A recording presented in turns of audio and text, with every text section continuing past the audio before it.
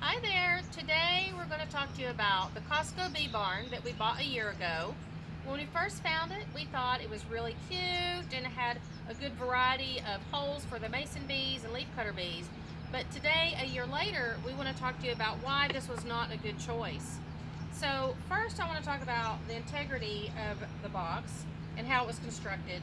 The whole box is constructed mostly with staples. There's a few screws along the front of the roof, but because this box is constructed with staples, there are places where the roof is warping and rain has come in and it has already made the tubes, the glue that was holding these in, come apart, which is the glue coming apart is not really a bad thing, but because there's water getting in, this is not good for the mason bees habitat in general.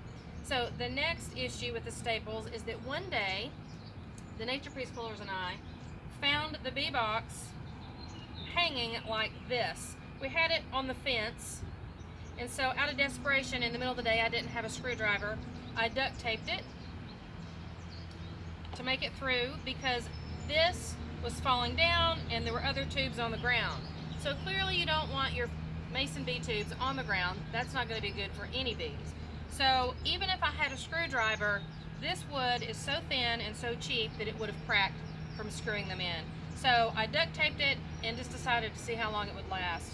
So the next issue with the construction of this box is that the roof is constructed and cut too shallow. So because it's so shallow, rain is hitting the box and it's coming down. Woo, you can see they're buzzing all around me.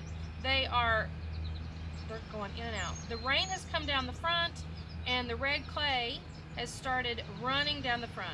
So what this is going to do over time, it's going to degrade the plugs at the very entrance so that predator insects can get inside the tubes and prey on the larvae.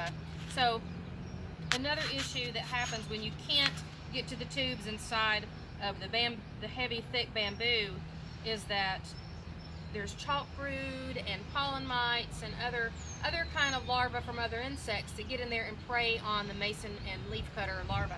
So if you're going to be serious about conserving leafcutter and mason bees, then you really need to have tubes that you can open up.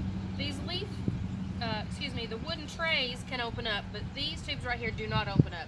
So if you're going to really conserve your mason bees, which are our native bees, then you need to use tubes that you can open up and clean them out and harvest the cocoons and put them in a little mesh bag in an appropriate temperature setting, which we're going to talk about in another video. But back to the bee barn, we've talked about the roof and the sides and the rain and the bottom and the rain going on the front. So the next thing I need to let you know is what we're going to do now. Now that we've learned all of our mistakes and why this house isn't great, what I'm going to do in another video is deconstruct this box.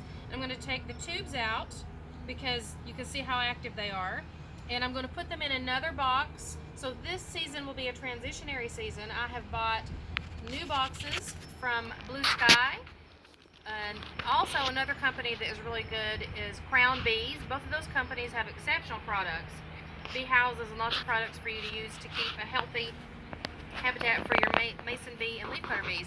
So we're going to transition these tubes into open boxes and use these until they're ready to be cleaned out, until these have hopefully emerged, and then hopefully next year we'll have a whole consistent row of boxes that have healthy tubes for harvesting the cocoons, and we'll have a better productivity in our pollinator garden and our native trees.